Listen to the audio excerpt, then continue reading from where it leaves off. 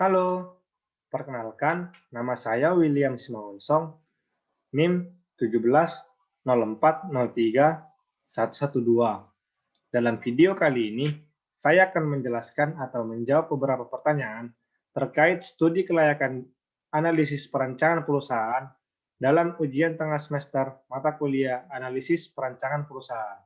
Selamat menyaksikan. Apa kegunaan studi kelayakan? Studi kelayakan adalah penelitian yang mendalam terhadap suatu ide bisnis tentang layak atau tidaknya ide tersebut untuk dilaksanakan. Adapun tujuan melakukan studi kelayakan bisnis yaitu mengurangi risiko terjadinya kerugian, memudahkan perencanaan ke depannya, memudahkan dalam pelaksanaan kerja, memudahkan dalam pengawasan bisnis, serta memudahkan dalam pengendalian bisnis. Juga adapun manfaat studi kelayakan bisnis yaitu bisa lebih memahami peluang, menguji konsep bisnis, dan menambah kepercayaan diri. Apa beda studi kelayakan bisnis dengan studi kelayakan proyek? Perbedaan antara studi kelayakan bisnis dan studi kelayakan proyek adalah terletak pada kegiatannya. Studi kelayakan bisnis lebih fokus pada bisnis dan kegiatan bisnis tersebut seperti pemasaran, teknis, keuangan, serta sosial ekonomi. Sedangkan studi kelayakan proyek lebih fokus pada proyek yang bersifat investasi. Jelaskan berbagai studi kelayakan yang ada dan manfaatnya. Yang pertama ada studi kelayakan bisnis, yaitu manfaatnya mengurangi risiko terjadinya kerugian, memudahkan perencanaan ke depannya, memudahkan dalam pelaksanaan kerja, memudahkan dalam pengawasan bisnis, dan memudahkan dalam pengendalian bisnis. Yang kedua ada studi kelayakan proyek, di mana manfaatnya yaitu untuk meneliti apakah suatu proyek atau proyek bisa atau layak atau tidak dilakukan.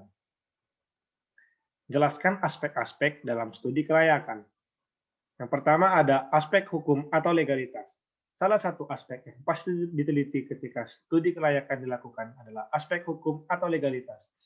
Hal ini menyangkut pada semua hal yang berhubungan dengan legalitas atau ketentuan hukum dalam mendirikan perusahaan. Dalam aspek hukum, poin-poin yang dianalisis yakni izin lokasi, surat tanda daftar perusahaan, NPWP, akta pendirian perusahaan dari notaris, surat izin usaha perdagangan atau SIUP, dan lain-lain. Aspek ekonomi dan budaya.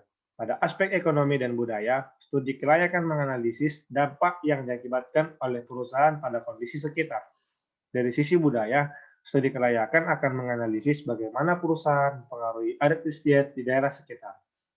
Sedangkan dari sisi ekonomi, analisis yang dilakukan yakni bagaimana perusahaan berdampak pada tingkat pendapatan per kapita di wilayah tempat perusahaan didirikan. Yang ketiga ada aspek pasar dan pemasaran. Pasar dan pemasaran merupakan aspek dasar yang diteliti dalam studi kelayakan. Analisis yang dilakukan pada aspek ini akan menjawab pertanyaan apakah produk yang dihasilkan oleh perusahaan memiliki peluang pasar.